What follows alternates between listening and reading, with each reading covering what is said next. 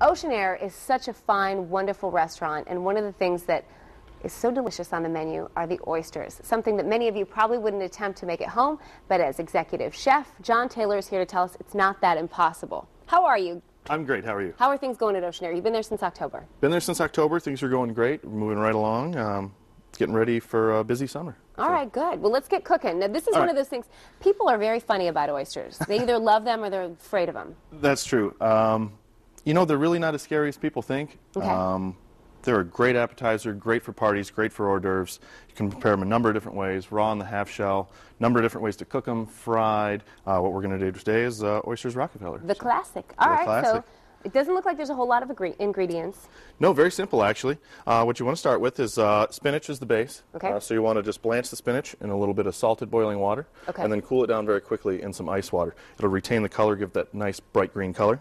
Then in a food processor, you're going to take the spinach, a little bit of chopped scallion, some parsley, some freshly chopped bacon, breadcrumbs, little salt and pepper, and then also some Tabasco sauce and a little shot of anise-flavored liqueur.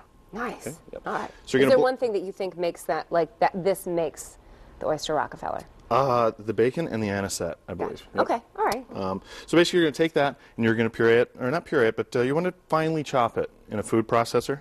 And then once you're done with it, you're going to voila. Wind up with that. So you want a nice tablespoon approximately of the mixture on top of each freshly shucked oyster. And then we're just going to top it with a little bit of Parmesan cheese on each one. Okay. Now, you do make it look really easy. I mean, the ingredients aren't that overwhelming. What's the one thing that you can really do wrong if you're doing this? Because I'll be honest with you, I'll do it. Honestly, you just need to be very careful when shucking the oysters. You want to have the right equipment, a nice knife. I recommend one with a plastic handle. Okay. Wooden handles are nice, but some of the juices from the oyster can get stuck in the oyster handle. This nice plastic handle, nice and hygienic, easy to clean, goes right in the dishwasher, no problems at all. All right, let's do some shucking. All right, let's try. You got some tips on it, right? I do, so okay. Move this over Get to out start. Of your way. I recommend a safety glove. You can get them at your local fishmonger. If they don't have one in stock, they can order it for you. But what you're going to want to do is just slide your hand in. This will prevent the oyster knife, if it should slip, from going into your hand. So you can just slide this over a moment here. Now, a lot of people might go, is that really necessary? I mean, you would know. You're a chef. Have you ever had a shucking incident? I haven't, but in a kitchen you see it all the time. It happens. It's easy for the knife to slip. If you don't have a glove, you can also just take a clean towel, fold it over. Okay. And that way, if the knife should slip, it'll hit the towel and not your hand. Not your hand. Okay. So anyway, we're just going to go ahead, and you want to find the little backside of the oyster right there. Okay. And until you just feel it get seated in there and kind of tight, and give it a little twist. Oh, there you go. And it'll pop right in. Just kind of pop it up. And there's an abductor muscle on the very top of the oyster. So you want to slide your knife along the top side.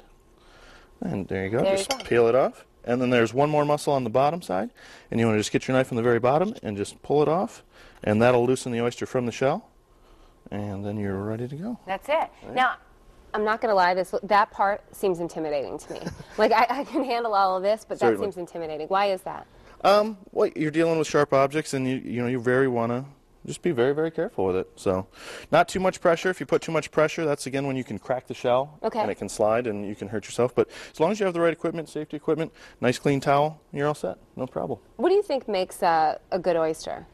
Obviously, from where it comes, but certainly. What else?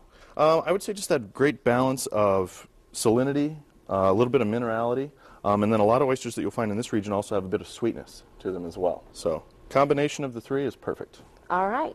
So there you have it. It's not that bad if you just were watching him shuck and you were thinking, wait a minute, I'm all confused. We're going to post this segment online, as well as the recipe. You were kind enough to give this to us. So we'll put that online, too. This is the finished product, right?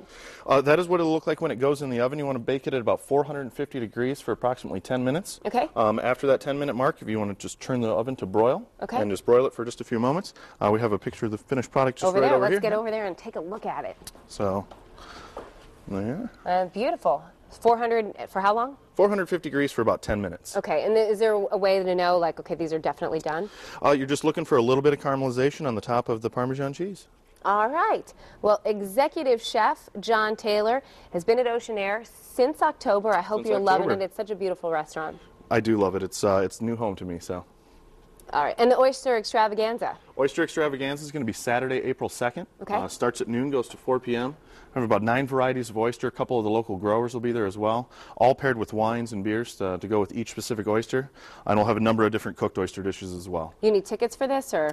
You can call in advance for reservations. Okay. It's $45 a person, plus tax and gratuity, but it's all the oysters you can eat, all the wine. Everything's all included, so. Sounds pretty good. Not bad for $45. Thank you so much for coming in. Thank Great you to very see much. you. Thanks for having me. All right, and again, we'll put all this information on abc2news.com.